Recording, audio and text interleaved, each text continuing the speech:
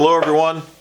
I love airplanes, whether it be small RC airplanes, large airplanes that you can get in and fly, sailplanes, anything like that that you can fly. I love it. I'm a full-size pilot. I actually live on a little bitty airport, grass strip, and anything that flies I've just been addicted since I was a small kid. A few years ago here at the shop, at the Atlanta Hobby Shop, I got a call from a fellow named Dave. He and his partner Donovan own a shop called Moto Art. Very cool, very creative guys. I loved working with them. They were looking for, or Dave was looking for a huge Curtiss Jenny to hang in their shop. So we struck up a conversation and I've gotten to know them over the years. What their company does is take old retired aircraft, whether it be military or civilian, and they turn it into beautiful furniture. Now most of it is for corporate stuff, but they also could make stuff for your home, and they've released a new line of what they call PlaneTags. A few of the examples of what they do in larger scale is imagine an old Waco that they've turned into a conference table, or imagine the nacelle on a 767, the jet engine housing that they've turned into a receptionist desk. And some of those pictures you can see here. Well, what they've done with PlaneTags is marvelous. Unlike some of the very large pieces for corporations that might be $30, $40, $50,000, they've taken retired aircraft, they've purchased them, and they've been able to make what they're calling PlaneTags. This particular one is from a DC-9. Now this is the actual skin of a real DC-9. It's not painted, it's not, nothing's been done to it with the exception of they've done laser engraving. And it actually has the original tail number. This particular piece that I'm holding in my hand is a limited edition.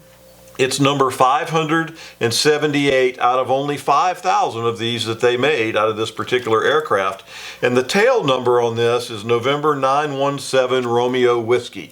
So you could actually go online and pull up this tail number and see the history of this particular DC-9. And of course, as you know, the DC-9 took its first flights in 1965, and it was designed with two rear fuselage mounted jet engines, smaller wings, and a T-tail for shorter flight. So that's the DC-9. There's also a DC-6. Show you a little bit of the DC-6 there. And of course, it was originally intended as a transport plane for World War II. It got off the assembly lines in 1946 after being reworked for the long-range commercial transport market. And very, very cool. Again, you'll see this was a little bit warm. There's all types of them. There's an HU-16 Albatross, which is fantastic. It took first flight in 1949. It's a Grumman Albatross, and it was a search and rescue aircraft. Of course, everybody knows the Flying Fortress, the B-17. Very, very rare piece. This particular B-17 is serial number 44-83575. This is particular number 259 of only 3,200 of these. This aircraft, it's called 909. It's owned actually by the Collins Foundation, and how Moto Art got hold of the skins was that the Collins Foundation had some damage. They replaced some of the skin, and so the old skin Dave and Donovan were able to get hold of. And very, very cool to have a piece of an actual B-17. There's also B-25. There's a DC-3. There's Airbus A320. One of my favorite airplanes is the A320. This particular tag is in great shape. It's serial number 365 of 5,000. Its tail number is Golf Bravo Echo. Again, you can look that up and see the history of this actual one. The Airbus 320 flew in 1987 for the first time. And it was one of the first aircraft that pioneered fly-by-wire. So you're given control joystick movements. It's sending back through the wires and telling the aircraft what it do. It also had a side-by-side stick, no center yoke. It was actually off to the side. Airbus 320 is very, very cool. The DC-3 we talked about. The Boeing 747. Known as the Queen of the Skies. What a fantastic, huge aircraft that this is. And we have two versions of the 767. This one's actually tail number November 820 Sierra Alpha. Again, you can look it up. This one's number 2443 of 5,000. Again, there's a tremendous amount of these. And you can call us. We can look for a particular number if you like one or something, and we'll deal with you that way. One of the coolest 767s is the Gimli Glider. Have you ever heard of this? The Gimli Glider is a 767 aircraft that this particular one belonged to Air Canada. And back in 1993, on July 23rd, actually, they were cruising along at 41,000 feet with a full load of people and ran out of fuel. Now, there's been several movies built about the Gimli Glider. You can read on it, but they glided the thing down and landed. They had to. They didn't have any hydraulics. They didn't have any electricity. All they had to do was lower the little windmill that most of you have seen. It generated enough power, so they had some electronics and some hydraulics to be able to fly the airplane down, and they actually landed it.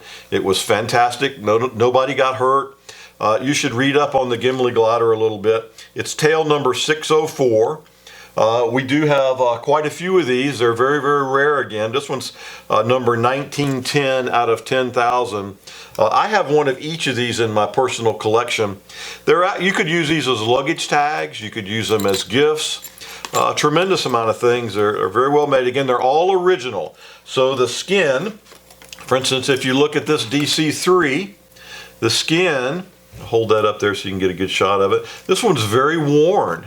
The back is all scratched up, the paint is peeling, but it's the original paint. This is right off of the skin of the aircraft. There's nothing been doctored, there's no new paint. The front of it is very, very worn.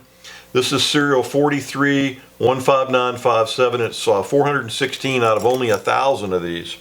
Another thing that I noticed over studying the aircraft over time is the thickness of the skin. For instance, if I take this DC-3 and this 767 and I allow you to look at the skin side by side, I'll hold it there so you can get a good shot of it. You'll see just how thick the 767 is compared to the DC-3. Fantastic pieces of history, all of these. Please take a look at them. They're built by Moto Arc. They're available at atlantahobby.com. Great pieces of artwork, fantastic pieces as gifts. They sell for anywhere from $20 up to about $45, depending on how rare they are. Take a look at them. I think you'll enjoy them for your own personal collection. Share them with your friends, give them out for gifts. Thanks again for watching.